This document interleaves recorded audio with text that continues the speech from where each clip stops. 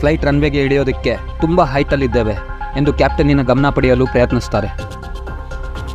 6:03:40 first officer ಕ್ಯಾಪ್ಟನ್ನಿನ ಪುನಃ ಗಮನ ಸೆಳೆಯೋದಕ್ಕೆ try ಮಾಡ್ತಾರೆ. ರನ್ವೇ ಸ್ಟ್ರೇಟ್ ಡೌನ್ ಎಂದು ಹೇಳುತ್ತಾರೆ. ಈ ಹಂತದಲ್ಲಿ ಕ್ಯಾಪ್ಟನ್ ಸಹ ರನ್ವೇಯನ್ನು ನೋಡಿ ಓ ಮೈ ಗಾಡ್ ಎಂದು ಹೇಳುತ್ತಾರೆ. ಫ್ಲೈಟ್ ಗ್ಲೈಡ್ ಸ್ಲೋಪ್ ಮೋಡ್ ಹಂತದಲ್ಲಿ ಸಕ್ರಿಯಗೊಂಡಿರುತ್ತೆ. ಆದರೆ ಸ್ಟೀಪ್ ಅಪ್ರೋಚ್ ಕಾರಣದಿಂದ ತಪ್ಪಾದ ಗ್ಲೈಡ್ ಸ್ಲೋಪನ್ನು ಕ್ಯಾಪ್ಚರ್ ಮಾಡಿರುತ್ತೆ. ಇದಾಗಿ 3 ಸೆಕೆಂಡ್ಗೆ ಅಂದರೆ 6:03:43 ಕ್ಯಾಪ್ಟನ್ ಆಟೋ ಪೈಲಟನ್ನು ನಿಷ್ಕ್ರಿಯಗೊಳಿಸಿ ಫ್ಲೈಟ್ನ ಕಂಟ್ರೋಲ್ ತಮ್ಮ ಕೈಗೆ ತೆಗೆದುಕೊಳ್ತಾರೆ. ಇದಾಗಿ 10 ಸೆಕೆಂಡ್ಗೆ ಅಂದರೆ 6:03:53 ಫ್ಲೈಟ್ 1925 ಅಡಿಯಲ್ಲಿ ಹಾಗೂ ಅದರ ರೇಟ್ ಆಫ್ ಡಿಸೆಂಟ್ ಪ್ರತಿ ನಿಮಿಷಕ್ಕೆ 2922 ಅಡಿಯಾಗಿರುತ್ತೆ. ಆಗ ಫಸ್ಟ್ ಆಫೀಸರ್ ನವಿರಾದ ಪ್ರಶ್ನಾರ್ಥಕ ಶೈಲಿ